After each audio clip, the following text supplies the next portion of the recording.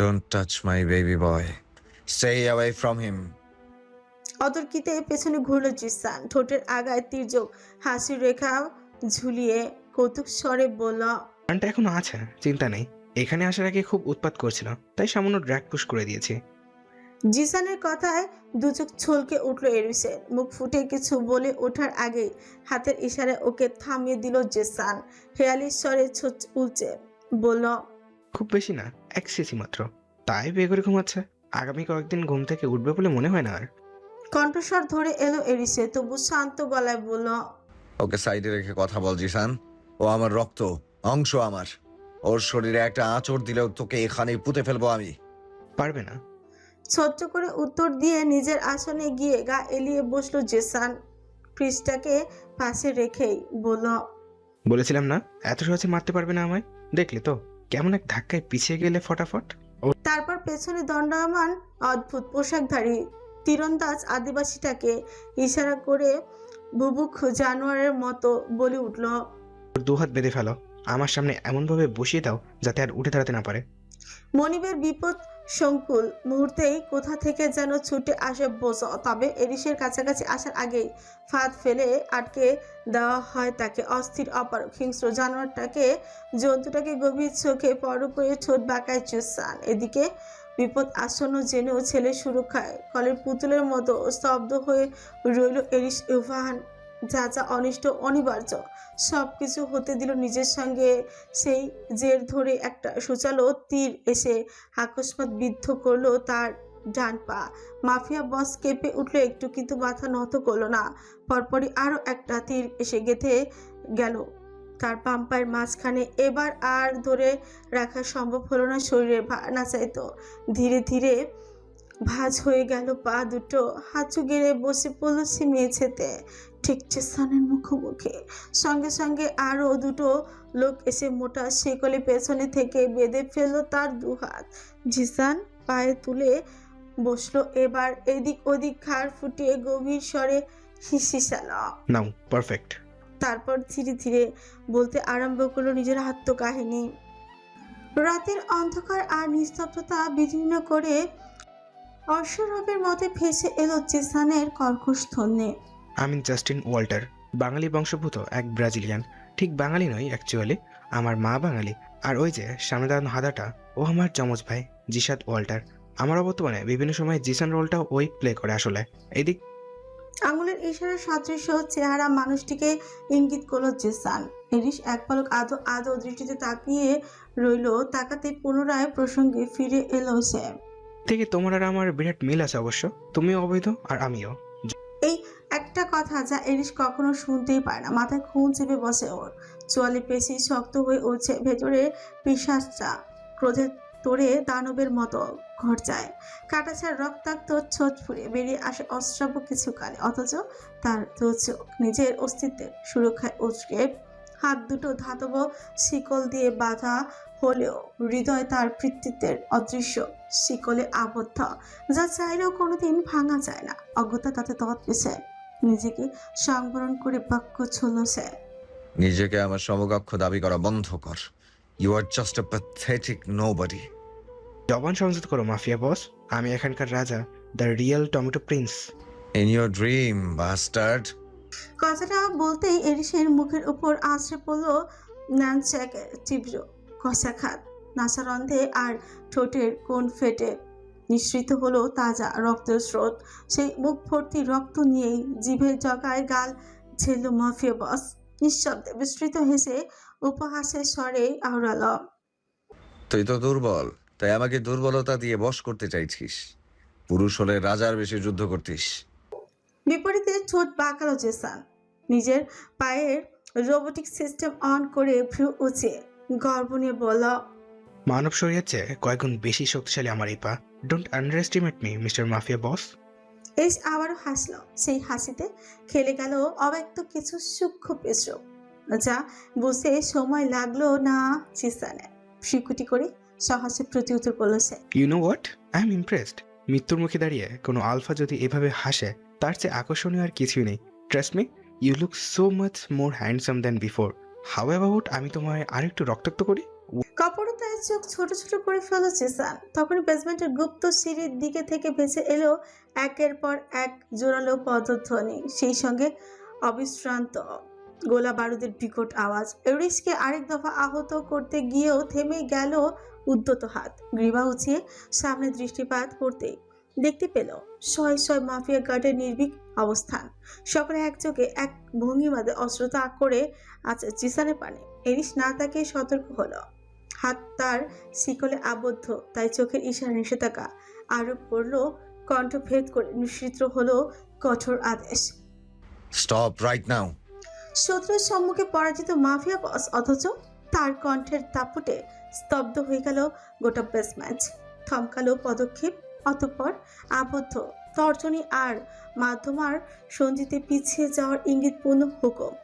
সঙ্গে সঙ্গে সমস্যারে পিছিয়ে গেল গোটা সশস্ত্র বাহিনী।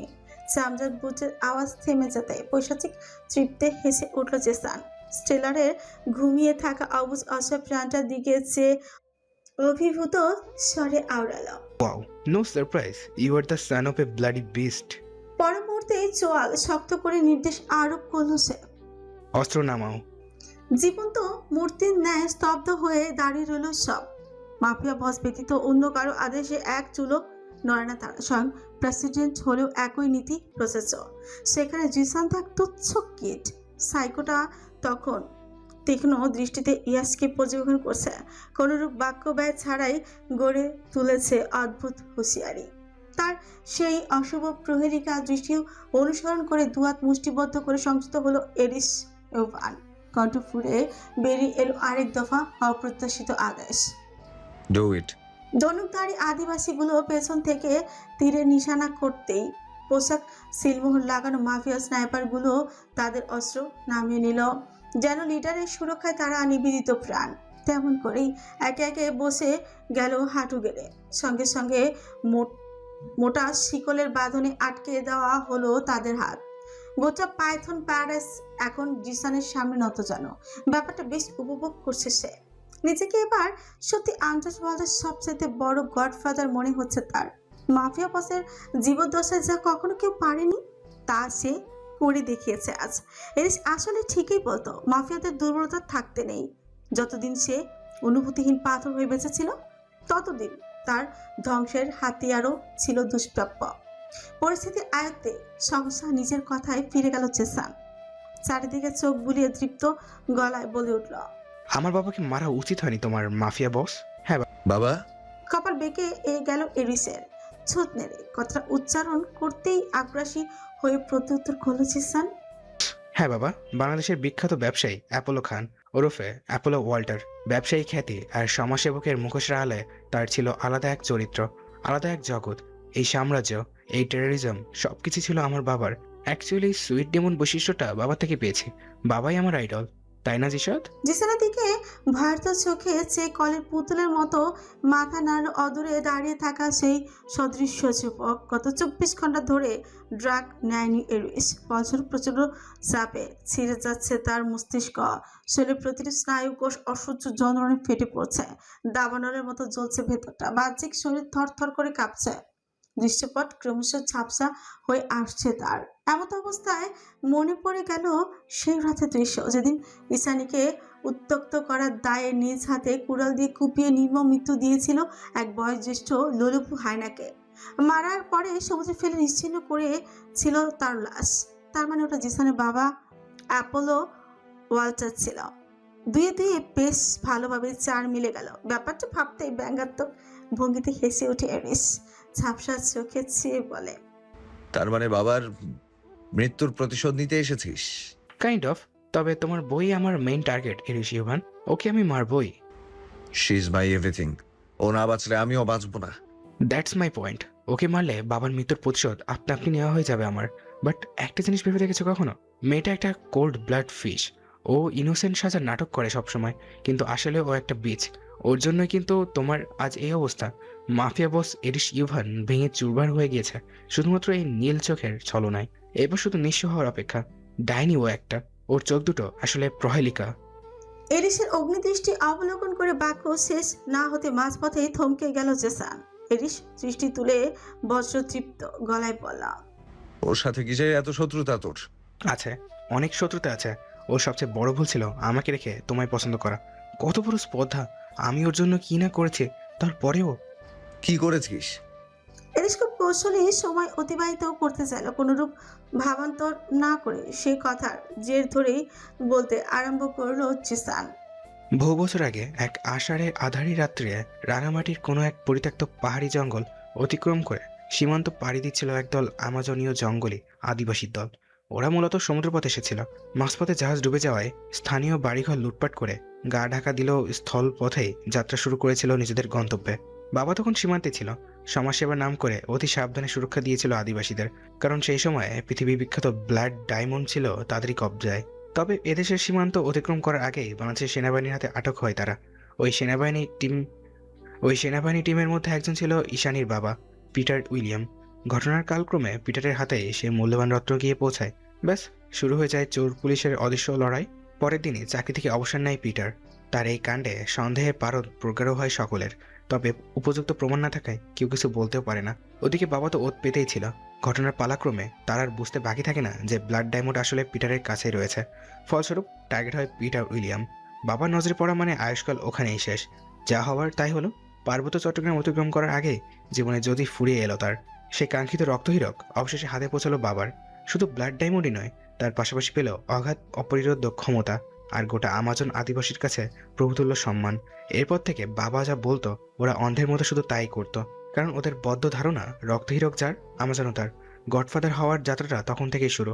কিন্তু সমস্যা হয় তখনই যখন এই ঘটনার প্রায় এক যুগ পরে সরকার নতুন করে পিটারের মার্ডারের কেস নিয়ে তদন্ত শুরু করে। সৃষ্টি হয় একের পর এক কৌতূহল। সেই সাথে নতুন রূপে ঘটে তথ্যের উদ্ঘাটন। জল ঘোলা হওয়ার আগেই তৎপর হয়ে ওঠেন বাবা। মূলত সেই কেসটাকে ধামাচাপা দেওয়ার জন্যই প্রথমবারের মতো আমার বাংলাদেশে পদার্পণ। কারণ বাবা তখন বাংলাদেশের টপনচ ব্যবসায়ীদের মধ্যে পরিচিত এক মুখ, রেইনবো গ্রুপের প্রতিষ্ঠিত সিইও। আর আমি তার একমাত্র সুযোগ্য পুত্র। খেলার মাঠে যার শরীর নয়, মস্তিষ্ক আগে চলে। দেশে পৌঁছে এদিক ওদিক তাকায়নি আর। একের পর এক কৌশল খেলেছে, টাকা নিয়ে মনুষ্যত্ব কিনেছে। সবকিছু পরিকল্পনার মধ্যেই চলছিল। কথার এই পর্যায়ে কিছুক্ষণের জন্য স্তব্ধ হয়ে পড়ল জিসান। পর মুহূর্তেই বুক ফুঁড়ে ভারী এক দীর্ঘশ্বাস ছেড়ে ব্যথাক্লিষ্ট কণ্ঠে আওড়ালো। আমার ঈশানীর সঙ্গে দেখা হলো, আর তখনই স্রোতের বিপরীতে বইতে শুরু করলো পৃথিবী। সেই মেয়েটা, আমার জীবনে যার অস্তিত্ব ছিল হেমলোকের মতোই নীরব, তিক্ত অথচ অনিবার্য। মৌখিক কিছু প্রমাণের তাগিদে মা ও নানির সাথে থানায় এসেছিল মেয়েটা। ধবধবে সাদা চুড়িদার পেছানো শরীরে সেই অদ্ভুত সুঘ্রাণ আজও মাদকের মতো আকৃষ্ট করে আমায়। শিহরণ তুলে দেয় মস্তিষ্কে। আমি উন্মাদ হয়ে যাই, ছটফট করে ওঠে ভেতরটা। সেই সমুদ্রের মতো গাঢ় দুটো নীল চোখ, যা দেখে আমার অন্য চোখ তাকাতে ভুলে যায় আমার উদ্দেশ্য, আমার অতীত, বর্তমান, ভবিষ্যৎ সবকিছু ভুলে মোহগ্রস্তর মতো শুধু মেয়েটাকে অনুসরণ করতে থাকি। শুধু কাছাকাছি থাকবো বলে নিজের চিরাচরিত বৈশিষ্ট্য বিসর্জন দিতেও এক মুহূর্ত পিছুপা হইনি আমি। ওর পছন্দ অনুসারে নিজের বাহ্যিক পরিবর্তন ঘটায়, হয়ে উঠি জাস্টিন থেকে জিসান। ওর জন্যই কি না করেছি আমি। ভার্সিটির ক্যাম্পাস থেকে কফি হাউস, কোন জায়গায় নিজেকে অ্যাডজাস্ট না করেছি। ভদ্রের খোলস গায়ে পেঁচাতে নিজের আসল সত্তাকে পর্যন্ত ভুলে বসেছি। তবু ওই বিস্টে আমার দিকে একবারও ফিরে অবধি তাকায়নি। অথচ দিন শেষে গিয়ে সেই ভিলেনের প্রেমেই পড়লো। একটা মাফিয়া টেররিস্টের জন্য পাগলামি করতে শুরু করলো। তাহলে আমি কি দোষ করেছিলাম? হোয়াটস রং উইথ মি ম্যান? শেষ কথাতে গর্জে উঠল জিসান। চোখে তার প্রতিহিংসার দপদপে লিলিহান। ক্ষণিককালের ব্যবধানে কণ্ঠ শিথিল করে নীরব হুঁশিয়ারি চলল সে।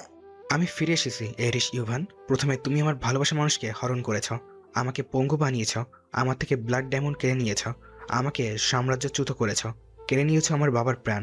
এই সব কিছুর বদলা নিতেই ফিরে এসেছি আমি। হয়ে উঠেছি তোমার জীবনের সবচেয়ে বড় কাল। কি মনে হয় এত সহজে তুমি আমার সামনে এভাবে বসে আছো? খেলার ছলে প্রশ্নটা করে ফের একা একাই হাসতে হাসতে মাথা নাড়ল জিসান। আঙুলের ডগায় ন্যানস্টাকটাকে ঘোরাতে স্বাগতিক করে বলে উঠল, নো ম্যান, নো। এত সহজে নয়। গত কয়েক বছরে তোমার আর ঈশানীর সাথে যা যা অপ্রত্যাশিত ঘটেছে সবকিছুর পেছনে এই আমিই ছিলাম। টমেটো আর ভেনিয়েল তো আমার চালানো তুচ্ছমাত্র গুটি। ওরা তাই করেছে যা আমি বলেছি।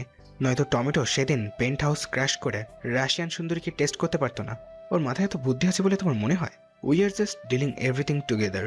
হঠাৎ কারোর অযাচিত পদধ্বনি কথার এই পর্যায়ে হোঁচট খেল জিসান। চলমান আবহের ছন্দপতন ঘটিয়ে বেসমেন্টে এসে উপস্থিত হলো কেউ একজন। তার বুটের আওয়াজে আগুন ছড়া কর্তৃত্ব, গোলকধাঁধা মিশ্রিত সে সূক্ষ্ম আওয়াজ তরঙ্গের মতোই ঝঙ্কা তুলছে। বেসমেন্টের প্রতিটি কোণা আগন্তুকের চলমান পদক্ষেপের দাম্ভিকতায় ভেসে আসছে নীরব হুঁশিয়ারি। জিসানের সঙ্গে তালে তাল মিলিয়ে আশেপাশের ধনুকধারী আদিবাসীগুলো এক যোগে সতর্ক হয়ে উঠেছে। আবার কোনো এক অতর্কিত প্রলয়ের পূর্বাভাসে অদ্ভুতভাবে কান খাড়া করে রেখেছে এক চোখে। কয়েক মুহূর্ত অতিবাহিত হলো গা ছমছমে নিঃশব্দ, অথচ অপ্রীতিকর কিছু ঘটল না। জিসান সহ তার সাঙ্গপাঙ্গরা তখনও শীতল ঘামে আশ্র। এ যেন অসহনীয় এক ধৈর্যের পরীক্ষা। তবে খুব বেশি সময় নিল না আগন্তুক। শয়তানগুলোর সকল কৌতূহল অবসান ঘটিয়ে আধারের পর্দা ফুঁড়ে এসে হাজির হলো সম্মুখে। জ্বলন্ত মশালের নিচে যান্ত্রিক ভঙ্গিতে দাঁড়িয়ে থাকা হাঁটু সম চেরকোচ আর ব্ল্যাক হ্যাচ পরিহিত সুঠামদেহী লোকটাকে জিসানের পরিচিত ঠেকল। ভাবতে গিয়ে কয়েক সেকেন্ড সময় নিল সে, পরক্ষণে গলা ফেরে হাঁক ছাড়লো সেই মানবের উদ্দেশ্যে। অযথা মুখ ডেকে লাভ নেই, আমি তোমাকে চিনতে পেরেছি, তুষার জাওয়াদ। প্রাগ্য হাতে সময় নিয়ে মাথার হ্যাচ শরৎ তুষার মাথা তুলে সম্মুখে দৃষ্টিপাত করতেই ওর দিকে তিরস্কারের ভঙ্গিতে সে কদাচিত হেসে গলায় হেসে উঠল জিসান। মুখ ফুঁড়ে কোনো গাজানো বাক্য বেরোবে তার আগে ঠোঁটের অগ্রভাগে তর্জনী ছেঁকিয়ে ওকে ইশারায় চুপ করিয়ে দিল তুষার। ঝাঞ্ঝা নিরুত্তাপ গলায় পড়ল, অভিবাদন জানাতে হবে না, আই এম অলরেডি স্যাটিসফাইড। এখন সম্মোহনী অভিব্যক্তি পাল্টে গেল জিসানের। কপালে জড়ো হলো চিন্তার বলি রেখা। সন্দিগ্ধ চোখে তাকালো সে তুষারের পানে। কোনরূপ বাক্য ব্যয় করল না তুষার। বন্দি অবস্থাতে নতজানু হয়ে হাঁটুর উপর বসে থাকা শয়ে শয়ে গার্ডদের পেছনে ফেলে হন হনিয়ে এগিয়ে এলো সে। সামনে এসে এরিসের পাশ ঘেঁষে দাঁড়ালো, অথচ তাকালো না সে একটা বার। কি হাল হয়েছে মাফিয়া বসের চোখ বুলিয়ে দেখার প্রয়োজন অবধি বোধ করলো না। উল্টো শটান হয়ে দাঁড়িয়ে প্রস্তাব ছুড়ে দিল জিসানকে। আমাকে তোমার দলে নাও। ছোট বিস্মৃত করে মেয়েকে হাসলো জিসান অসন্তুষ্ট গলায়। থামড়ালো, পাগল পেয়েছ? তুমি তো পাগলি। প্রলুব্ধ স্বরে কথাটা বলে অবুঝের মতো চোখ উজ্জ্বল তুষার। জিসানের ফুরফুরে মেজাজ উপে গেল হঠাৎ, কঞ্চে ওসমা নিয়ে বললাম, মস্করা করছো? পাশেই দেখো, তোমার মাফিয়া বস মাটিতে লুটিয়ে আছে। দেখার প্রয়োজন বোধ করছি না। রোবোটিক যন্ত্রের মতো একের পর এক অপ্রত্যাশিত উত্তর দিতে লাগলো তুষার, যেন সিস্টেমে কোনো ভুল হয়েছে তার। জিসান একটু থমকালো, পরপরে শক্ত গলায় বললাম, ম্যানিপুলেশনটা ভালোই হয়তো করেছ, but I am not that kind of person. কথার আগে মস্তিষ্ক চলে আমার। ঘোড়ার ডিম। কি বলেছি ঘোড়ার ডিম চলে। কিছুক্ষণ কপাল বেঁকিয়ে লোকটার মোটিভ ধরার চেষ্টা করলো জিসান। তন্মধ্যে আবারও একই প্রসঙ্গ টেনে আনলো তুষার। শান্ত নিবিড় দায়সারা কণ্ঠস্বর ধীরে ধীরে প্রগাঢ় হয়ে উঠল তার। অন্যায় যখন দুজনের সাথে হয়েছে, তবে প্রতিশোধ তুমি একাই কেন নেবে পার্টনার? পার্টনার? Yes partner. আমার এবং আমার মায়ের সঙ্গে হওয়া সকল অন্যায়ের বদলে নেওয়ার সময় হয়ে গিয়েছে। যা আমি এতদিন করতে পারিনি, তা তুমি করে দেখিয়েছ। এই ব্লাডি বিস্টকে অবশেষে কেউ ঘায়েল করলো। এটির অপেক্ষা ছিলাম আমি সারা জীবন। এবার আমাকে একটা সুযোগ দাও, শুধু দেখতে থাকা আমি ওকে কতটা কৌশল আঘাত করি। ওর কাছ থেকে শেখা ট্রিক্স ওর উপরে ফেলাবো আমি আজ। জিসানের কণ্ঠে বিস্ময়, নিজের কথায় অনড় থেকে দৃঢ় গলায় প্রত্যুত্তর করলো তুষার। এতক্ষণে কপটতা ভেবে চুপ থাকলেও ও কথার এই পর্যায়ে তড়াক করে দৃষ্টি তুলল এরিস। তার ধূসর বাদামি গহ্বরে অবিশ্বাসের তুফান। নিজের কানকেও যেন বিশ্বাস করতে পারছে না এবার। ভেতর ভেতর ফুসতে থাকা পৈশাচিক মনটা তাচ্ছিল্য করে হেসে বলছে, এটাই হওয়ার ছিল। তুষারের দেয়া ছবলটাই বাকি ছিল শুধু। এবার 16 কলা পূর্ণ। ওদিকে ক্লান্ত পরিশ্রান্ত মনটা সেই অভিযোগ অস্বীকার করছে বারবার। আত্মবিশ্বাসী দাপট নিয়ে বলছে, অসম্ভব। আমি নিজেকে অবিশ্বাস করতে পারি, কিন্তু তুষারকে নয়। সে আমার রক্ত। অবুঝ মনের কথায় পৈশাচিক সতটা খ্যাক করে হেসে ফিসচুপ জানালো ফের, রক্ত? কেমন রক্ত তা সবাই জানে। তুই ওর বাবার অবৈধ সন্তান। শুধুমাত্র তোর জন্যই ওর মায়ের সংসার ভেঙেছে। অবচেতন এরিস ঠোঁট নাড়িয়ে ভিড় ফিরালো এবার। তার মানে সে প্রতিশোধ নেবে? অবশ্যই। নিজ মনে তুমুল বাক পিতনটা তখন স্তব্ধ হয়ে যায় যখন এরিস শুনতে পায় জিসানকে দেওয়া তুষারের দৃঢ় অঙ্গীকার। অবশ্যই আমি প্রতিশোধ নেব। তুমি যে আমার দলের তার প্রমাণ কি? ওপাশ থেকে বলে ওঠে জিসান। সঙ্গে সঙ্গে হাতের মুঠোয় থাকা ধারালো শর্ট নাইফটা দিয়ে এরিসের পিঠ বরাবর আচানক আঘাত করলো তুষার। মুখ দিয়ে কোনোরূপ যন্ত্রণার বহিঃপ্রকাশ না করলেও ব্যথার তোড়ে সামান্য কেঁপে উঠে এরিস। তা দেখে পরিতৃপ্তি হাসল জিসান। এরিসের পানে ভ্রুক্ষেপ না করে সে হাসিতে বিমুক্ত হয়ে তুষারের আবারও বলল, আরও প্রমাণ চাও? নিজে আঘাত না করে তুষারের মাধ্যমে এরিসকে যন্ত্রণা দিয়ে জিসানের বোধহয় বেশ আনন্দই হলো। সহসা উৎকণ্ঠা নিয়ে জানালো, কি দাও দেখি। সঙ্গে সঙ্গে ছুরিটাকে আড়াআড়ি ধরে এরিসের পিছে আরো একটা নির্মম টান বসালো যন্ত্রমানব। যন্ত্রণায় প্রচন্ড মৃদু স্বরে কাছে উঠল অস্তিত্ব তার। চওড়া বলিষ্ঠ পিঠ রক্তে প্লাবিত হলো। বিপরীতে তুষার অনুভূতিহীন পাথরের চেহারার দিকে তাকে ছোট বিস্তৃত করে উন্মাদের মতো হেসে উঠল এরিস। জোরপূর্বক সেই হাসিতে ছিল অজস্র নীরব ব্যথার স্লোগান। রিক্ত শূন্য মস্তিষ্ক আর বিশ্বাসঘাতকতার অদলে ডুবে হাসতে হাসতে মাটিতে লুচিয়ে পড়ল মাফিয়া বস। চারিপাশের প্রতিটি মানুষ স্তব্ধ বিমূঢ় চিত্তে সাক্ষী হয়ে রইল সেই ভ্রাতৃত্বের ধার্যহীন নগ্ন মৃত্যুর। ঠিক সেই সময় এরিসের বেদনা ক্লেষ্ট দু চোখের পাতায় একের পর এক বেসে উঠতে লাগলো নিজের অভিশপ্ত অতীত, এক অজানা প্রহেলিকা, এক অবুঝ চঞ্চল নিষ্পাপ শিশুর মরীচিকা হয়ে ওঠার গল্প। সময়টা 1994। সেই সময় আন্ডারগ্রাউন্ড সন্ত্রাসী সংঘর্ষের অন্যতম আতঙ্কের নাম ছিল ব্রাতভা। রাশিয়া থেকে শুরু করে গোটা পৃথিবী জুড়ে ছোট ছোট লিঙ্ক আপ নেটওয়ার্ক ছিল এর অপরাধের ক্রেড, যার মূল কেন্দ্র স্থানীয় নেতা অর্থাৎ পাখান ছিল তুষারের বাবা ভানিয়া মিকাইল। দাম্ভিক, নির্মম অথচ তীক্ষ্ণ বুদ্ধির অধিকারী ভানিয়া মিকাইলের স্ত্রী ছিল। সেই সঙ্গে ছিল অদৃশ্য চারিত্রিক সুরক্ষা। পাখান ভানিয়ার সম্পর্কে মায়ায় জড়ানোর ইচ্ছে ছিল না কোনো কালেই, অথচ যৌবনের প্রথম ভালো লাগা থেকেই তন্দ্রা নামক এক সুশ্রী রমণীকে ভার্সিটি ডরমিটর থেকে তুলে এনে বিয়ে করেছিলেন সে। প্রচণ্ড ভালোবেসে রানী করে রেখেছিলেন নিজের পাপের সাম্রাজ্যে। প্রথমে থাকতে না চাইলেও ধীরে ধীরে স্বামীর বশীভূত হয়ে যান তন্দ্রা। তবে ভালো হয়তো কোনোদিনও বাসেননি, কারণ তন্দ্রা ছিল বাঙালি বংশভূত এক মুসলিম রমণী। শুধুমাত্র পড়াশোনার জন্যই শুধু রাশিয়ায় প্রত্যাগমন তার। নিজের ধর্মের ঊর্ধ্বে গিয়ে একটা পাপীকে ভালোবাসা ছিল তার জন্য বরাবরই অসম্ভব। অথচ পাখানের সেই অসামান্য ভালোবাসা, বিয়ে নামক প্রতিশ্রুতি আর দায়বদ্ধতা সবকিছু ভেঙে চূর্ণ হয়েছিল এক নিমেষে, যখন কিনা পাচারকৃত এক নীলাভ চোখের তরুণী এসে হাজির হয় পেন্ট হাউসে। তন্দ্রা তখন 6 মাসের গর্ভবতী। মূলত তার দেখাশোনার জন্য একজন বিশ্বস্ত দাসীর প্রয়োজন ছিল। তাই তো বিভিন্ন দেশ থেকে তুলে আনা মেয়েগুলোর মধ্যে থেকে একটা সুন্দরী অল্প বয়স্কা মেয়েকে বাছাই করে ভানিয়া, যার নাম অ্যামিলি। ছোট্ট নাজুক ফড়িংয়ের মতো চঞ্চল সেই মেয়ে। বয়স কতই বা হবে, 16 কি 17। মেয়েটাকে প্রথম দেখে চোখ আটকে গিয়েছিল ভানিয়ার। পান পাতার মতো ছলছলে মুখের মাঝে নিকষ নীলাভ চোখ দুটো যেন রহস্যের আধার।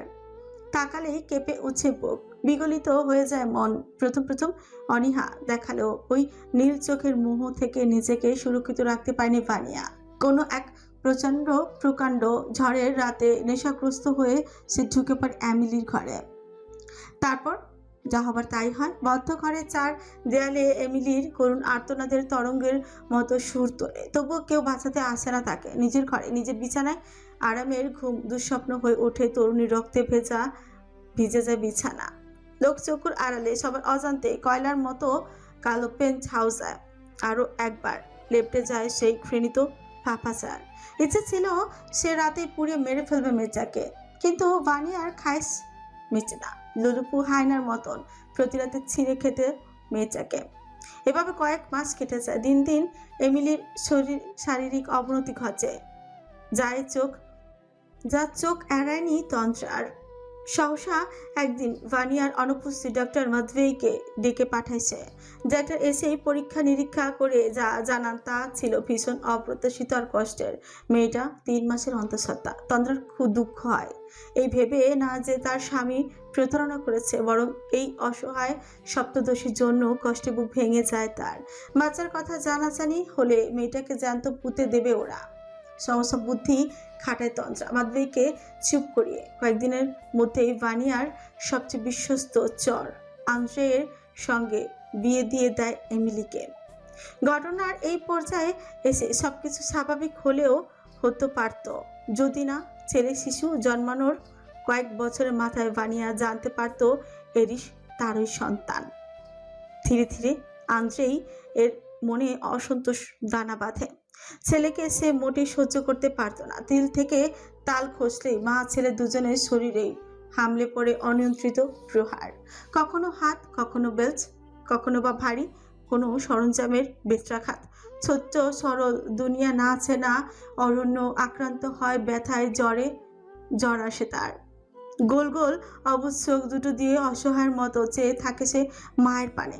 মা এত নির্লিপ্ত হয় কেনই বা তাকে সুরক্ষা দিতে এত অপারগ মা? এমিলি ততদিন অনুভূতিহীন এক প্রস্তরে রূপান্তরিত হয়েছে। ছেলে মেয়ে সকলের প্রতি তীব্র অনীহা তার।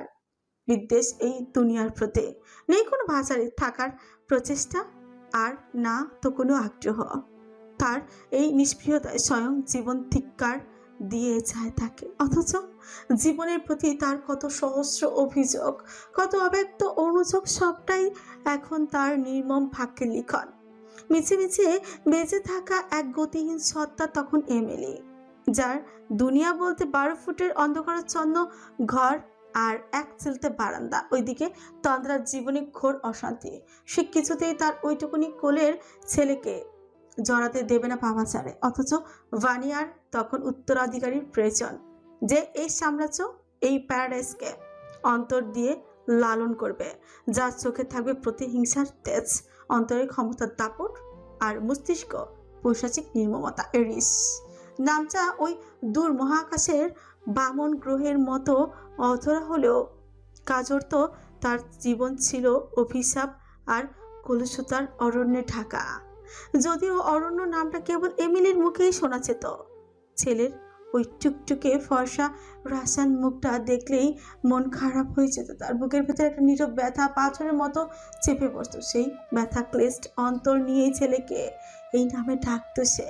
চঞ্চল হাসি খুশি বালক অরণ্যের নিষ্পাপ চোখ দুটো ছিল ঝিলের মতোই স্বচ্ছ আর স্বপ্নে পরিপূর্ণ। দিগন্তে টানা ঝাপটানো মুক্ত বিহঙ্গের মতো আকাশে উড়ে বেড়ানো অদম্য ইচ্ছে ছিল তার। কিন্তু মানুষের তো আর পাখির মতো জানা নেই, তাই ছোট্টবেলা থেকেই পাইলট হওয়ার শখ করেছিল ছেলেটা। ওই জন্যই বোধ হয় দূর দূরান্তে উড়ে বেড়ানোর অভ্যাসটা আজও বদলাতে পারেনি এরিস। বাবার বিরূপ আচরণ আর অবিরাম নির্যাতনে ধীরে ধীরে পাল্টে যেতে থাকলো এরিস। তার চঞ্চল চাহনি কোথায় যেন হারিয়ে গেল। কথা কমিয়ে দিতে দিতে এক পর্যায়ে বাক্য ব্যয় বন্ধই করে দিল সে। বাক্য বালক সুলভ চেহারা কেমন নিষ্প্রাণ হয়ে গেল। ধীরে ধীরে অভিব্যক্তি জুড়ে ভর করলো শীতল কঠিনতা।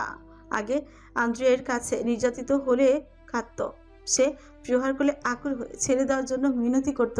সময়ের ব্যবধানে হারিয়ে গেল সেই কান্নার সুর। কেবল চোখ দুটোই চলচল করত অব্যক্ত ব্যথায়। তারপর এলো সেই অশুভ 31 এরিসের 8ম জন্মদিন, যেদিন ওকে ধরে বেঁধে পাঠিয়ে দেওয়া হয় ভানিয়া মিকারে ভয়াবহ টর্চার সেলায়। এরিসের এখনো মনে আছে তুষার ঝড়ের ঘরের এক রাতে কোণে হ্যাজাক জ্বালিয়ে ও অপেক্ষা করছিল আন্দ্রের। ভেবেছিল আজকের দিনটা হয়তো মনে রাখবে তার বাবা। ঘরে ঢুকে সুর তুলে উইশ করবে, 2 হাত বাড়িয়ে কাছে টেনে নেবে হয়তো, বা একটা কেকও নিয়ে আসবে। কিন্তু তেমন কিছু হয় না। জীবনের প্রথম নির্মমতা নিজের জন্মদিনেই দেখা হয়েছিল বালক এরিসের। 2জন বিশাল দেহী লোক যখন ওকে টেনে হিসড়ে ঘর থেকে নিয়ে যাচ্ছিল, তখন চিৎকার করে কাঁদছিল ছেলেটা। বাবার পায়ে পড়েছিল, মায়ের পোশাক টেনে ধরে কত আকুতি না সেদিন করলো। অথচ কেউ ওর দিকে একটাবার ফিরে অব্দি তাকায়নি। ওর পৃথিবীতে আশাটাই যেন সবচেয়ে বড় অভিশাপ। 8 বছরের এরিস সেদিন একটা কথা ভালো করে বুঝতে পেরেছিল, এই গোটা দুনিয়া ওর জন্য কোনো ভালোবাসা নেই, নেই কোনো উষ্ণ আশ্রয়। তুষারের ভেজা এরিসকে যখন পেন্ট হাউসে নেওয়া হয় তখন হাড় কাঁপানো শীতে ছকছক করে কাঁপছিল ছেলেটা। তখনও দুজন গার্ড ওকে ধরে রেখেছিল দুই দিক দিয়ে। সেদিন লাউঞ্জে দাঁড়িয়ে কাঁপতে থাকা ছেলের মুখের পানে চেয়ে এগিয়ে এসেছিল ভানিয়া। নিজের শরীর থেকে ওভারকোটটা খুলে ওর গায়ে জড়িয়ে দিয়ে অঞ্জলিতে তুলে ধরেছিল তিত্তির করে কাঁপতে থাকা বালকের ছোট্ট চিবুক। ছেলের চেহারা চোখের চাহনি দেখে কপট হাসি ঢেউ খেলে গিয়েছিল তার ছোটের আগায়। প্রসন্ন হয়ে বলেছিল, আমার উত্তরসূরি লিডার অফ পাইথন প্যারাডাইস। লোকটার উষ্ণ হাসির তোরে অবুঝ এরিসের অন্তর বিগলিত হতেই ভেসে আসে রুক্ষ আদেশ, ওকে টর্চার সেলে নিয়ে যাও, ভোর রাতে উঠিয়ে প্র্যাকটিস করাবে, রাতে কাঁচা মাংস খেতে দিবে, আর প্রতিদিন 1 সিসি করে ড্রাগস। ব্যাস শুরু হয়ে যায় এরিস অরণ্য থেকে এরিস ইউভান হয়ে ওঠার যাত্রা। ভোর রাতে উঠে বিভিন্ন উপায়ে মানুষ মারার কৌশল শেখানো হতো ওকে। সারাদিন অক্লান্ত পরিশ্রম শেষে রাতে খেতে দেওয়া হতো কাঁচা মাংস। প্রথমে মুরগি দিয়ে শুরু হলো, ধীরে ধীরে মেনুতে যোগ হতে থাকলো একের পর এক জীবন্ত দেহাবশেষ। প্রথম খাওয়াতে তো দূর, সামান্য কাঁচা মাংসের ঘ্রাণেই শরীর গুলিয়ে বমি চলে আসতো ওর। না খেয়ে থাকতে থাকতে শরীর শুকিয়ে যেতে লাগলো। অবশেষে এক পর্যায়ে খিদের জ্বালা সইতে না পেরে ওই খাবার তুলতেই বাধ্য হলো এরিস। ধীরে ধীরে অভ্যাসে পরিবর্তন হলো। সারাদিনে হাড় ভাঙা খাটুনির পর ওই অখাদ্যগুলো অমৃতের মতো সুস্বাদু লাগতে শুরু করলো এরিসের নিকট। খাবার সামনে আসে দানবের মতো হামলে পড়ে গপাগপ চেটেপুটি খেয়ে উঠতো সব। প্রথম দিকে হজমে অসুবিধা হলেও সময়ের ব্যবধানে মানিয়ে নিতে শুরু করলো শরীর। সব শেষে রাতে ড্রাগ দেওয়া হলে সকল অন্যায় অত্যাচার নিপীড়ন ভুলে টর্চার সেলের এক কোণে মৃতের মতো নির্জীব হয়ে পড়ে থাকতো ছোট্ট নাজুক শরীরটা। ধুলো ময়লা কদাচার সবকিছুতে সঙ্গী বাণী পশুর মতো জীবন কাটাতে লাগলো ছেলেটার। ব্রোজোর সঙ্গে পরিচয়টা টর্চার সেলের মাধ্যমেই হয়েছিল এরিসের, যেটা ছিল ব্রাদবের দেওয়া দুঃসাধ্য এক টাস্ক। কারণ নেকড়ে কখনো বশ মানে না, অথচ নেকড়ের সঙ্গেই এক ঘরে বসবাস করার শর্ত জুড়ে দেওয়া হয় ওকে। পরিস্থিতিটা সহজ ছিল না মোটেও। প্রথম দিকে দিনে কয়েকবার করে আক্রমণ করত নেকড়েটা। ধারালো নখের থাবায় নাজুক ত্বক ছিঁড়ে ফেলতো ওর। সেই প্রাণপণ বাঁচার লড়াইয়ে এরিসকে জয়ী হতে হতো, নতুবা মৃত্যু অবধারিত। যদিও বা বোঝো তখন নেকড়ে শাবক মাত্র। খেলার ছলে এরিসকে মেনে নিতে শুরু করেছিল সে। ধীরে ধীরে যখন দুজনে অভ্যস্ত হয়ে যায় তখন এরিস এক নামহীন সঙ্গী খুঁজে পায়, যে কিনা ওরই মতো হিংস্র, মনুষ্যত্বহীন, বিবেক বর্জিত জানোয়ার। তখন থেকেই একসঙ্গে রাতের আধারে শিকার করত ওরা। বহুল উপায়ে মানুষকে আঘাত করে একসঙ্গে ছিঁড়ে খুঁড়ে খেত দুজন। এক পাতে খাবার খেত, ঘুমাতো একসঙ্গে গায়ে গা মিলিয়ে। এমনই এক রাতে টর্চার সেলের মধ্যে একসাথে বসে রক্ত ভেজা খাবারই খাচ্ছিল এরিস আর বোজো। ওদের ভাবখানা দেখে মনে হচ্ছিল বেশ আনন্দের সাথে এই দুজন উপভোগ করছে তাদের নৈশ ভোজ। ঠিক সেই সময়ে সেলের সামনে এসে হাজির হয় মাধবী আর ভানিয়া। বাইরে দাঁড়িয়ে ভেতরের এহেন বিকৃত দৃশ্য দেখে বিস্ফোরিত হয়ে ওঠে মাধবী দুই নয়ন। সে বিস্ময়ে হতবিহ্বল হয়ে বলে, এভাবে চলতে থাকলে ও একটা মনস্টার হয়ে উঠবে। মাধবীর কথার বিপরীতে চোখে হাসে ভানিয়া, কপট স্বরে আওড়ায়, yes, I need a monster, I bloody monster. কুলকুলে প্রবাহমান স্রোতের মতোই সময় চলে যায়, পেরিয়ে যায় দীর্ঘ 8 বছর। সেই 8 বছরের ছোট্ট এরিস তখন তরুণের দোরগোড়ায়, সেই সঙ্গে একজন দক্ষ খুনিও বটে। তার চোখে চঞ্চলতা নেই, আছে ক্রোধের উষ্মা, মস্তিষ্কে পৈশাচিক তৃপ্তি আর হৃদয়। সে তো অনুভূতির অভাবে নির্জীব পাথরে পরিণত হয়েছে সেই কবে। অনুভূতি, আবেগ কিংবা মনুষ্যত্ব ততদিনে কোনো কিছুই আর ছুঁতে পারে না তাকে। 8 বছরের ব্যবধানে পাল্টে যায় অনেক কিছু। ক্ষমতা আর রদবদল হয়। ভানিয়াকে মেরেই আন্দ্রেই তখন পাইথন লিডার হয়ে ওঠে। এরিস আর তার প্রশিক্ষণের শেষ পর্যায়ে। এবার তাকে ব্রাদবের উচ্চ পদস্থ কোনো পদে ভূষিত করার পালা। সাহসা শিথিল করা হয়েছে তার সমস্ত নিয়ম কারণ। শিথিল না করেও উপায় ছিল না অবশ্য, কারণ ততদিনে এরিস ইউভান হয়ে উঠেছিল সকলে গা ছমছম আতঙ্কের নাম। কত উপায়ে যে মৃত্যু দিতে পারে তার হিসেবও নেই। সময়ের দোলা চলে, ঘুরে ফিরে আবারও সেই 31 এসে হাজির হলো দোরগোড়ায়। এরিস সিদ্ধান্ত নিল ও বন্দি জীবন কাটাবে না, আর এবার বাড়ি যাবে না, কাউকে দেখতে নয়। মর্জি হয়েছে ব্যাস এইটুকুই, যে ভাবা সেই কাজ। যেদিন গার্ডদের চোখ ফাঁকি দিয়ে খুব কৌশলে পেন্ট হাউস পরিত্যাগ করলো এরিস, বাড়ির রাস্তা ততদিনে ফুলতে বসেছে সে। ছেলেটা ভুলেও গিয়েছে পরিচিত জনপদ, চারিদিক ভীষণ অচেনা। এইদিক ওদিক দেখতে দেখতে এলোমেলো পা ফেলে সামনে এগোতেই লাগলো সে। বরফ কেটে কেটে চলে গেল বহু ক্রোশ। যেতে যেতেই এক পর্যায়ে থমকে গেল পদক্ষেপ। চোখের সামনে দৃশ্যগত হলো এমিলির সেই ছোট্ট কুটির, যার বাইরে জগৎ বলতে আর কিছুই নেই।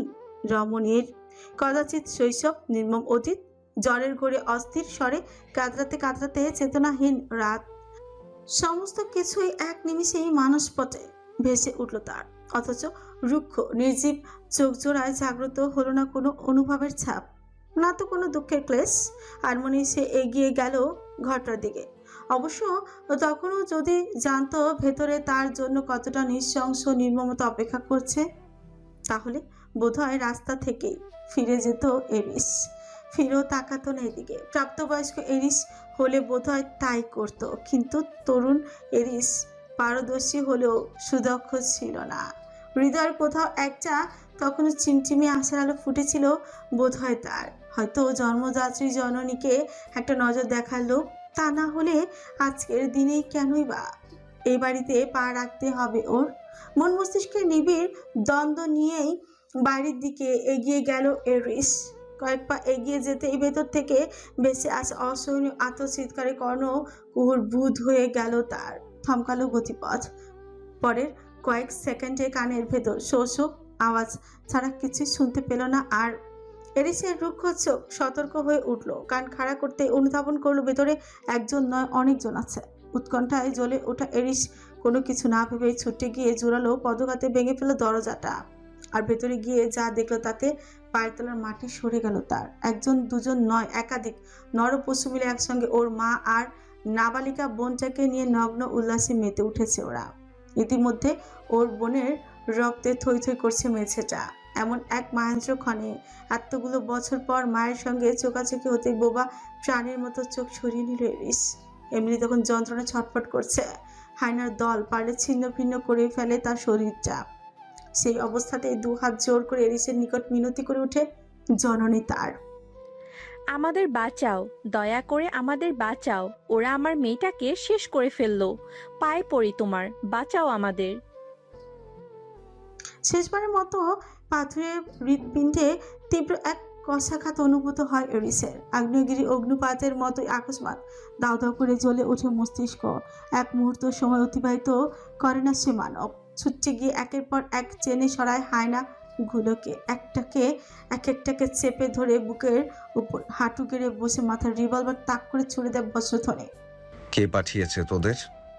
এরিসের রক্ত জমাট মুখ দেখে আত্মা কেঁপে উঠে ধরাশায়ী লোকটার হাত জোর করে সবিনয় বলে, আন্দ্রেই, আমরা ইতালিয়ান ডিলার, মেয়ে দুটোকে কিনতে এসেছি। আন্দ্রেই নামটা কান খাড়া করে শুনল এরিস। এরপর আর কোনো কথা নয়, চোখ বন্ধ করে গুলি ছুড়ল দু হাতে। চোখের পলকে একের পর এক মাটিতে লুটিয়ে পড়ল লুলুপুর শয়তানগুলো নিথর দেহ। কোথা থেকে যেন এরিসকে অনুসরণ করে বোঝো ছুটে এলো। সে সময় মনিবের সঙ্গে তালে তাল মিলিয়ে সেও করলো আক্রমণ। অঝরে রক্ত প্লাবিত হলো ঘর, দৌড়, জানালা সব। অগণিত লাশের মিছিল তুলে তবেই ক্ষান্ত হলো ব্লাডি পেস্ট। মারতে মারতে সবশেষে মা আর বোনের কাছে এসে থমকে গেল পদধ্বনি তার। সহসা পায়ে গিয়ে ঠেকলো দৃষ্টি। ছেলের দৃষ্টির আড়ালে গিয়ে তখনও সমসম লুকাতে ব্যস্ত এমিলি। একটাও হায়না বেঁচে নেই আর। গোলা বারুদ বর্ষণ থেমেছে, নেই কোনো আর্তনাদ। ছোট্ট ঘরটা তখন শান্ত নিস্তেজ, শ্মশানের মতো নীরব। মা আর বোনকে ওই অবস্থাতে রেখে নীরব পদচারণা প্রস্থান করতে উদ্যত হয় এরিস। দরজার দিকে পা বাড়াতে হঠাৎ পেছন থেকে ভেসে আসলো এমিলির আকুতি ভরা কণ্ঠস্বর। আরেকটা উপকার করবে? এরিস থমকালো পেছন থেকে, কিন্তু খুলল না। নীরব চিত্তে শুনে গেল আহ্বান। এমিলি স্থির স্বরে বলল, আমাদের দুজনকেও মেরে ফেলো। জন্মদাত্রীর কথায় গুরুত্বারোপ না করে পুনরায় সম্মুখে পা বাড়ে এরিস। ফের একই মিনতি ভেসে আসলো পেছন থেকে। অনুরোধ করছি, এইটুকু দয়া করো আমাদের। আজকের পরেও যদি আমরা বেঁচে থাকি সেটা মৃত্যুর চেয়েও অধিক যন্ত্রণার। এক জীবনে আর কত লাঞ্ছিত হব বলো তো? এবার তো একটু ভালো থাকতে দাও। এরিস নিজেও যে খুব সভ্য তা তো নয়। অনুভূতির সুতো ছুঁতে পারে না তাকে। সহসা আশ্চর্য হলো না সে। ঠান্ডা হিমশীতল আওয়াজে প্রত্যুত্তর করল, তখন কেন বাঁচাতে বললেন? ওদের হাতে লাঞ্ছিত কুলুষিত হয়ে ধুকে ধুকে মরার চেয়ে তোমার গুলির আঘাতে মরে যাওয়া ঢের ভালো। নারী ছেঁড়া ধন তুমি আমার। কষ্ট হয়তো একটু কমিয়ে। বাক্যটা আর সম্পূর্ণ করা হলো না এমএলএর। তার আগেই অতর্কিতে ধেয়ে আসা পরপর দুটি গুলির আঘাতে তীব্র ঝাঁকুনি দিয়ে মাটিতে লুচিয়ে পড়ল দেহ তার। বোনকেও একইভাবে প্রশান্তি এনে দিল রিস। এরপর আর ঘুরে তাকালো না একবারও। চেহারায় জমে থাকা রক্তের ছাপটুকু হাতের পৃষ্ঠে মুছতে মুছতে হনহনিয়ে বেরিয়ে এলো বাড়ি থেকে। পেছনে ফেলে এলো মা, বোন আর নিজের অনুভূতির লাশ। অবশেষে স্বর্গীয় সুখে গা ভাসিয়ে চিরনিদ্রায় শায়িত হলো এমিলি। এতদিনে শান্তি মিলল তার। রাতটা যেন দ্বিগুণ হয়েছে আজ, শেষ হওয়ার নামই নেই। ক্রমশ প্রহেলিকায় মুড়িয়ে যাচ্ছে চারিপাশ। প্রতি মুহূর্তে সেই বুক ধরফরিয়ে অনুভূতিটাও নিস্তেজ হয়ে মিশে গেছে অমানিসার আধারে। ঠান্ডায় জমে যাচ্ছে শরীর, অথচ এরিসের উৎপীড়ন মস্তিষ্কটা তখনও বিপসমে তলিয়ে। মরীচিকার অতল গহ্বরে ডুবে যেতে যেতে ফুরিয়ে এসেছে শক্তি তার। অতীতের বিদ্রোহ স্মৃতি আর আপসহীন যন্ত্রণাগুলো জাদু করেই তৃণলতার মধ্যে আস্তে পৃষ্ঠে জড়িয়ে ধরেছে তাকে। ঋষের অতীত যেন এক চোরাবালির রহস্য, তার বাস্তব তবু ধোঁয়াশা। ঋষের অস্তিত্বই কেবল জানে বালক অরণ্য থেকে মাফিয়া বস রিস্কা হয়ে ওঠার বর্বরতা। যে নির্মম স্মৃতির অধ্যায় পায়ে পিষ্ট করে বিনাশ করেছে মাফিয়া বস, অথচ আজ আবারও সেই অতীতের ধ্বংস জালে আটকে পড়েছে অস্তিত্ব তার। একটা মেয়ে, শুধু ওই একটা মেয়ের আগমনে লঞ্চবন্ধ হয়ে গেছে এত বছরের আরাধনা।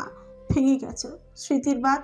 ওই চোখ, ওই নীল চোখ, ওই মোহনীয় সরল দৃষ্টি, ঝিলের জলের মতোই টলমলে অশ্রুরুদ্ধ নয়ন দুটো এত বছরের আত্মসংযম ভেঙে গুড়িয়ে দিয়েছে তার। পাওয়ার প্রতিপত্তি, অহংকারের দৃঢ়তা সব চূর্ণ বিচূর্ণ হয়ে ধুলো মিশে গেছে। শেষ, সবকিছু শেষ। নিঃস্ব এরিস এভান। তবুও এরিস ওই মেয়েটাকেই চায়। অরণ্য শুধু ঈশানীকে চায়। মাফিয়া বস তার সাকুরাকে চায়। এটাকে কি বলা যায়? অবসেশন নাকি অ্যাডিকশন? আর কতটা সহ্য করলে হবে এই সাপমোচন? নাকি পৃথিবীর ধরা বাঁধা নিয়মের বেড়াজালে ছিন্ন করে পাপ আর পবিত্রের এই মিলন হেতু নিছক মিথ্যে স্বপ্নে মরীচিকা? যদি তাই হয় তবে এরিস সেটাও রূপে পৃথিবীকে বুঝিয়ে দিবে তার ক্ষমতা। কুমিরের আর ঠান্ডার ভয় কিসের? সে তো চিরন্তন জল নিবাসী। এরিসও তাই আজন্মকালের অভিশপ্ত অতীতের অতলে ডুবে যেতে যেতে কোথায় যেন হারিয়ে গেছে এরিস। অপূর্ণীয় ব্যথায় পিঙ্গলাভ হয়ে উঠেছে তার রক্তাক্ত মুখ। ফিরে যাওয়ার পায় তারা ছটফট করছে মস্তিষ্ক, অথচ অদৃশ্য একটা কালো হাত ক্রমশ টেনে নিয়ে যাচ্ছে শরীরটাকে।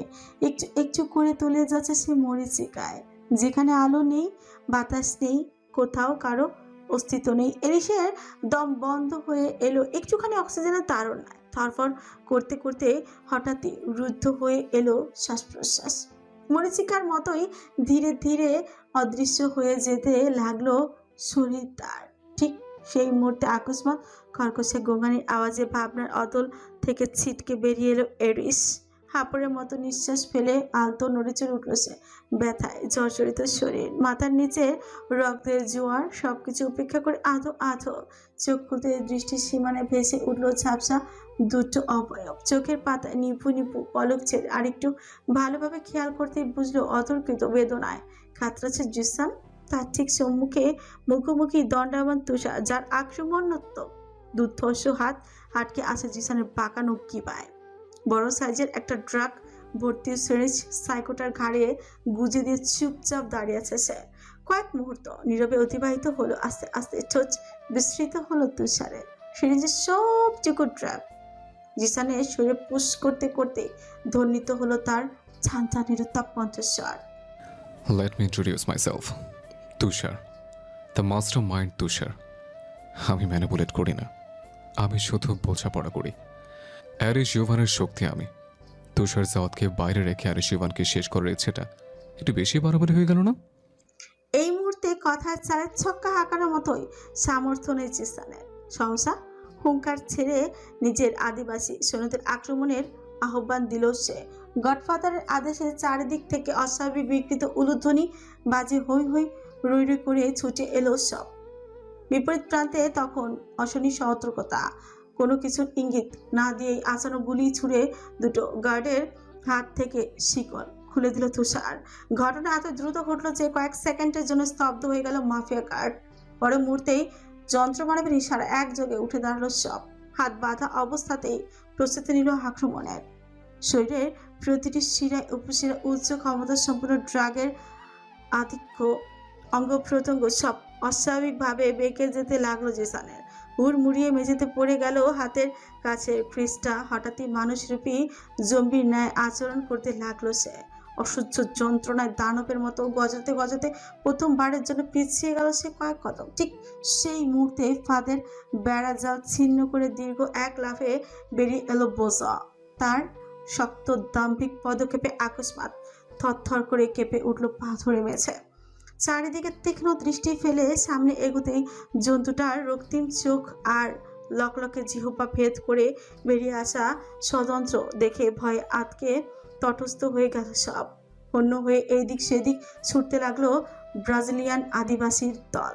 সবকিছুকে ছাপিয়ে বোঝো এগিয়ে এলো এরিসের নিকট। শিউরে এসে দাঁড়িয়ে অদ্ভুত করুণ সুরে ডেকে উঠছে মনিবের রক্তাক্ত শরীর শুকতে লাগলো সে। অথচ মাফিয়া বসের ক্লান্তি মাখা চোখ দুটো তখনও ছোট্ট স্টেলারের মাঝে নিবদ্ধ। ওদিকে বোঝোর অতর্কিত আক্রমণে এক মুহূর্তের জন্য অনুমনস্ক হতে ছুটে এসে ধাতব নানো শেখের চৌকো অংশটা আচানক তুষারের পেটের মধ্যে ঢুকে দিল জেসান। মুহূর্তের ত্বকের আস্তর ভেদ করে শরীরের ভেতর ঢুকে গেল বস্তুটা। গলগলিয়ে বেরিয়ে এলো টাটকা রক্তস্রোত।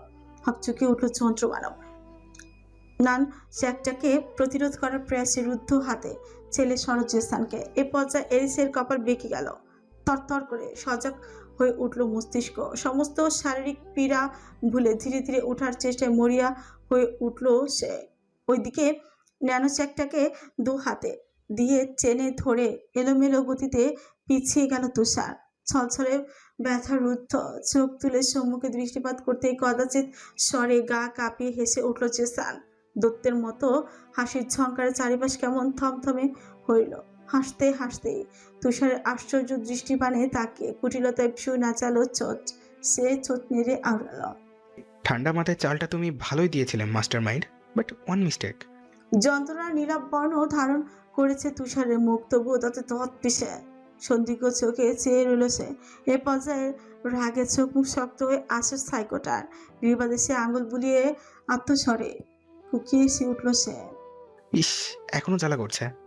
তারপরে এদিক ওদিক খাট ফুটিয়ে বলে, তুমি না জানলেও মাফিয়া বস ঠিকই জানে that I have a robotic leg, যার ফলে হাই পাওয়ারি ড্র্যাগ আমাকে সাময়িক দুর্বল করে দিলেও পুরোপুরি কাবু করতে পারেনি। তখনও বাকরুদ্ধ তুষার।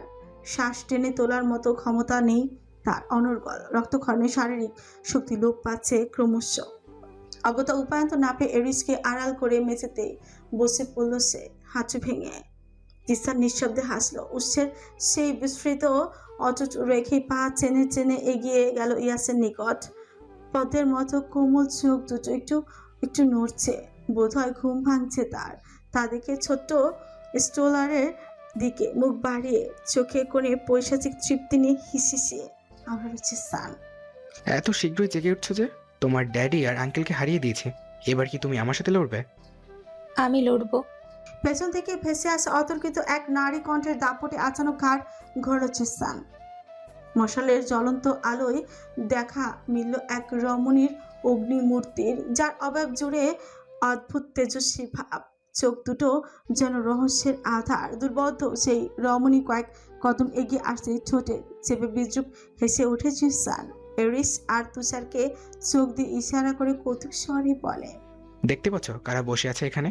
তো মাফিয়া বস রিস্কা, যার ভয়ে আন্ডারওয়ার্ল্ড থরথর করে কাঁপে। তারপর মেয়েটির আপাত মস্তক ইশারা করে বলে, সেখানে তুমি এক তুচ্ছ রমণী এসেছো আমার সঙ্গে পাঙ্গা নিতে? তুচ্ছ। পরপরই একই শব্দ আওড়ালো মেজা। কথাটা বলতে গিয়ে ঠোঁটের নিড়ে ভেসে উঠল চাপা হাসির লেশ। পর মুহূর্তেই চাহনিতে উত্তাপ নিয়ে বলল, রিয়ানা, আমার নাম রিয়ানা। তখনই মেয়েটার পাশ ঘেঁষে এসে দাঁড়ালো পোষ। কুটির দৃষ্টে কয়েক মুহূর্ত জিসানকে পরখ করল সে। পরপরই কোনো রূপ পূর্বাভাস ছাড়াই আচানক দৃষ্টি ঘুরিয়ে ঝাঁপিয়ে পড়লো এক কোণে মূর্তির মতো দাঁড়িয়ে থাকা সদৃশ সেই মানবের উপর। চোখের পলকে ছিন্ন ভিন্ন করে ফেললো দেহ তার, যা দেখা মাত্র ক্ষণিকের জন্য স্তব্ধ হয়ে গেল জিসান। সমিত ফিরে পেতেই বজ্র হাতের ন্যায় চিৎকার দিয়ে উঠল সে। আমার ভাই! তার করুণ দৃষ্টি আগুনের ফুলকির মতো জ্বলে উঠল। সমস্ত ক্রোধ গিয়ে স্থির হলো বোঝোর উপর। তৎক্ষণাৎ আরেকটা নোংরা কৌশল ফলালো জিসান। ধীর পায়ে পিছিয়ে গিয়ে নীরবে বেসমেন্টের গুপ্ত দরজাটা খুলে দিল সে। মুহূর্তেই দরজা ভেদ করে শয়ে শয়ে বেরিয়ে এলো বুকক্ষুব্ধ হিংস্র ব্ল্যাক পান্থার আর জার্মান শেফার্ডদের দল। হিংস্র জানোয়ারগুলোর তীক্ষ্ণ লোলুপ দৃষ্টি বোঝোকে অস্থির করে তোল। কিছুক্ষণ পরক করে দানবীয় স্বরে গর্জে উঠল সে। ক্রোধান্বিত হয়ে ঘো ঘো আওয়াজ করতেই সবগুলো কুকুর এসে ঝাঁপিয়ে পড়ল বোঝোর উপর। একের পর এক আক্রমণ চালিয়ে রক্তাক্ত করে ফেলল শীতকায় লোমস বোঝোকে। বোঝো হিংস্র আর শক্তিশালী দুটোই, তবে শতাধিক হিংস্র প্রাণীর সঙ্গে পেরে ওঠা তার পক্ষে সম্ভব নয়। তার উপর ব্ল্যাক প্যান্থার প্রজাতি কুকুরগুলো চিতা বাঘের মতো দ্রুতগামী, ফলস্বরূপ চারিপাশ থেকে ধেয়ে আসা সহিংস থাবায় নাজেহাল হয়ে পড়ল সে। আক্রমণের এক মুহূর্ত বাদে শক্তি হারিয়ে মাটিতে লুটিয়ে পড়ল বিশাল দেহ বস। সাদা লোমস রক্তে শরীর রক্তে লাল হয়ে উঠেছে তার। চোখ মুখের বেহাল দশা, তবুও থামছে না ওদের নৃশংসতা। একের পর এক চালিয়ে যাচ্ছে আক্রমণ। এক পর্যায়ে হিংস্র কুকুরগুলো বোঝোর উপর এমনভাবে চড়ে বসলো যে ওর শরীরটা অবধি বুঝে ওঠা দায়। নিজের সবচেয়ে কাছের সহচর, ছোটবেলার সঙ্গে, বিপদের বন্ধু, এই বিধ্বস্ত হাল থেকে ছটফট করে উঠল এরিস। প্রথমবারের মতো পরাজিত শোনালো তার কণ্ঠস্বর। ফর গড সেক, কুকুরগুলোকে সরিয়ে ফেল জিসান, বাঁচতে দে আমার বোঝোকে।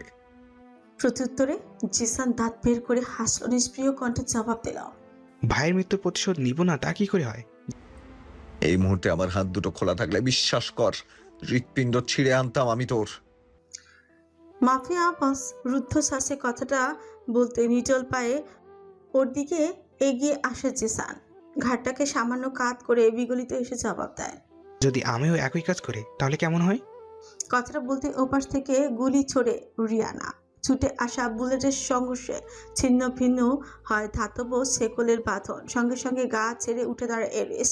চোখের মাঝে হানা দেয় আগ্নেয়গিরির অগ্নুপাত। এদিকে ঘুমন্ত ছেলে, অপরদিকে আদরের বোঝর, ছিন্ন ভিন্ন দেহ, আর পরিশেষে পায়ের কাছে হাঁটু মেরে বসে থাকা মুমূর্ষু তুষার। সাপসা চোখে চারিদিকে এক নজর পর করে জিসানের দিকে ঘুরে তাকালো সে। হাত বাড়িয়ে প্রথমে ডান পায়ের তীরটাকে টেনে বের করলো। চামড়া মাংস চিরে খুঁড়ে বেরিয়ে এলো সেটা। একইভাবে বাম পায়ের চাও বের করলো এরিস। অসহনীয় তীব্র এই যন্ত্রণার পরেও ব্যথাহীন পাথুরে তার মুখ। অনুভব শক্তি লোপ পেয়েছে যেন। দৃষ্টি জুড়ে কেবল প্রতিহিংসার ধাপানল। জিসান সেদিকে তাকিয়েছিল। হঠাৎই তার চোখের চাহনিতে ঝলসে উঠল বুক। এক মুহূর্তের জন্য নিজেকে আবিষ্কার করলো এরিসের আগ্রাসী কবলের নেচায়। পরক্ষণে বিভীষণ থেকে বেরিয়ে আচানক আক্রমণ করলো সে।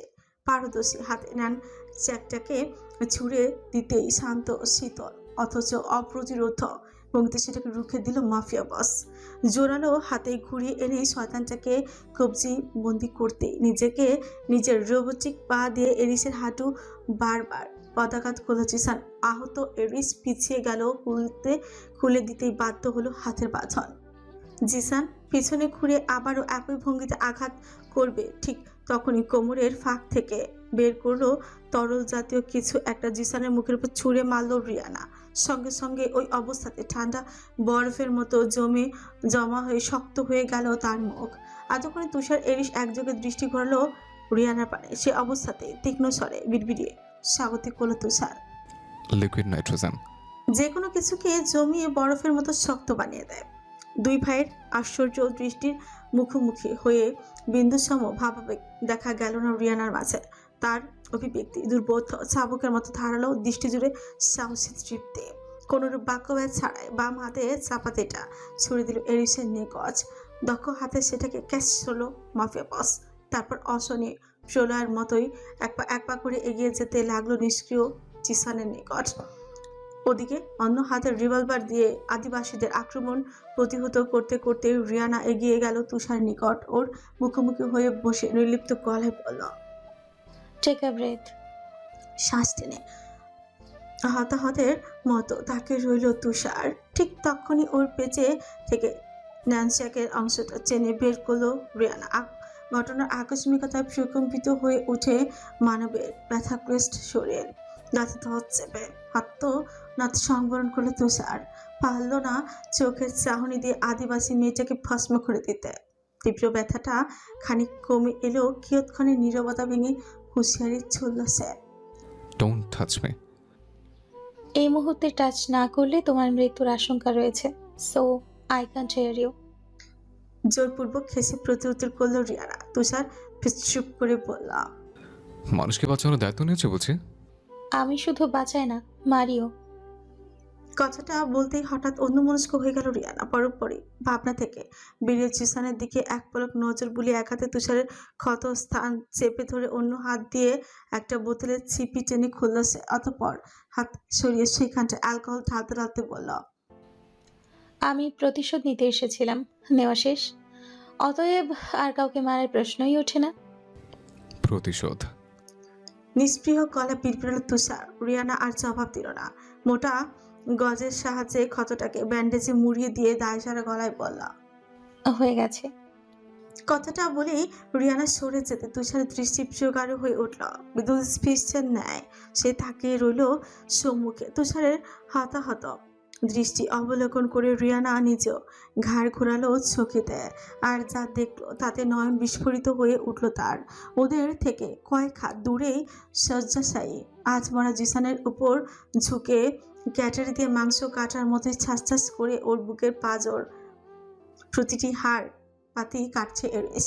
হাড়গুলো কেটে যখন হৃৎপিণ্ডের হদিস পেল তখনই দুই হাত ঢুকিয়ে রক্ত তো বুকের ভেতর মুরগি ছেঁড়ার মতো করে বুকের পাঁজর ছিঁড়ে ছড়িয়ে অতর্কিত থাবায় খামচে ধরল ওর স্পন্দিত মাংসপিঞ্জ খানে। মরণ যন্ত্রণার ন্যায় গো আওয়াজ করে উঠল জিসানের কঞ্চনারে। তাতে ভ্রুক্ষেপ নেই মাফিয়া বসের। তার চোখের তারায় ঝলসানো থতে মনুষ্যত্বের লেশ মাংস নেই, আছে কেবল জানোয়ার স্বরূপ পাশবিক হিংস্রতা। ওর ভয়াবহ আগ্রাসী চোখ দুটো দেখে মনে হচ্ছে ও পারে জিসানকে আজন্মকাল বাঁচিয়ে রেখে প্রতি মুহূর্তে এভাবেই নরক যন্ত্রণা দিত। কিন্তু আফসোস, জীবনে মানুষের একটাই জীবন, যা হারিয়ে গেলে আর ফিরে পাবার রাস্তা নেই। দিক দিক করে নড়তে থাকা ওই মাংসপিণ্ড দেখেই কপাল গোছালো এরিস। মেজাজ খারাপ হলো তার। সেই সঙ্গে অদ্ভুত এক স্পৃহা চেপে বসলো অন্তরে। আজ আবারও মনুষ্যের মাংসের গন্ধে অতীতের লোভাতুর সত্তাটা ক্রমশ মাথা চাড়া দিয়ে উঠছে তার ভেতর। সময় নষ্ট করলো না এরিস। প্রতিশোধের তাড়নায় দিগাদিক শূন্য হয়ে জোর টানে শরীরের ভেতর থেকে ছিঁড়ে করে বের করে আনলো জিসানের হৃৎপিণ্ডটা। চলকে আসা রক্তের ছাপে মুখায়ব সিক্ত হলো তার। রঞ্জিত হলো সিল্ক শার্ট, অথচ চেহারায় নিদারুণ নির্লিপ্ত ভাব। নেই কোনো অনুশোচনা আর না তো উদ্বেগ, যেন মাংসাশী এক ভয়ানক নরখাতক। তেমন করেই চলমান হৃৎপিণ্ডটাকে হাতের মুঠোয় আঁকড়ে ধরে তৃপ্তিতে উল্লাসে করে উঠল সে। ফের ক্রোধের তাড়নায় থরথর করে কেঁপে উঠল অস্তিত্ব তার। এহেন ভয়াবহ অবস্থা দেখে বেসমেন্টের উপস্থিত প্রতিটি মানুষ বাকরুদ্ধ হয়ে নিষ্ফল নয়নে তাকিয়ে আছে মাফিয়া বসের পানে। তার নীরব উল্লাসে শিউরে উঠছে গা। আজ বহুদিন বাদে আসল ব্লাডি বেস্টকে দেখতে পেল তুষার, যাকে নিজ হাত মনস্টার বানিয়েছিল স্বয়ং তারই জন্মদাতা। একসময় যার পছন্দের আহার ছিল শুধুই, আজ আবারও জেগে উঠেছে সেই পৈশাচিকতা। দিকাধিক হারিয়ে প্রতিষ্ঠিত তারণায় জ্ঞানশূন্য হয়ে পড়েছে মাফিয়া বস। ভুলে গেছে বাস্তবতা। সেই পৈশাচিক স্পৃহা থেকে মুখ বাড়িয়ে তরতাজা হৃদযন্ত্রটাকে। ঠিক তখনই শ্রবণন্ত্রীয় ভেদ করে অবুঝ শিশুর ভাঙা ভাঙা ক্রন্ধন। তাৎক্ষণিক মতিভ্রম থেকে ছিটকে বেরিয়ে এলো ইউরিস। সম্বিত ফিরে এলে পাশ করছে তাকাতেই দেখলো ছোট্ট ছোট উঁচে ফুপে ফুপে কাছে তার ছেলে। একটুখানি উষ্ণ আলিঙ্গন, একটু নিরাপত্তার জন্য ছটফট করছে কোমল প্রাণ। কে জানে কতক্ষণ ধরে মায়ের সান্নিধ্য পায়নি, একটুখানি খাবার খায়নি। ক্রন্দনরত ছেলের ছোট্ট কোমল মুখটাকে পরখ করা মাত্রই হাওয়ায় মিলিয়ে গেল এরিসের পৈশাচিক অভিব্যক্তি। দ্রবীভূত হলো অন্তর। অশুভ চোখ দুটো নিমিষে পিতৃস্নেহে চলমল করে উঠল তার। তৎক্ষণাৎ হাত থেকে ছুঁড়ে ফেলে দিল জিসানের ক্ষতবিক্ষত হৃৎপিণ্ডটা। অতঃপর তস্ত্র পায়ে এগিয়ে এগিয়ে রক্তমাখা হাতে অতি সন্তর্পণে বুকে তুলে নিল অস্তিত্ব তার। বুকে কোনো উষ্ণতা নেই আদরে প্রশ্রয়। তবুও সেই প্রশস্ত বুকে মাথা রাখা মাত্রই শান্ত হয়ে গেল অবুঝ প্রাণ। এক নজর জন্মদাতাকে পরখ করে ফের বড় বড় চোখ মেলে এদিক ওদিক চাইল সে। মায়ের খোঁজ করছে বোধ হয় বাচ্চাটা। অচিরে ছেলেকে বুক থেকে মুখের কাছে তুলে আনলো আজ দ্বিতীয়বারের মতো চুমু খেলো ওই আদুরে ললাজ পচে। অতঃপর কঞ্চ খাদে নামিয়ে পরাজিত সৈনিকের মতো বারবার বলতে লাগলো, I'm sorry. I can't protect you. Daddy can't protect you. I'm sorry, champ. Daddy is so sorry.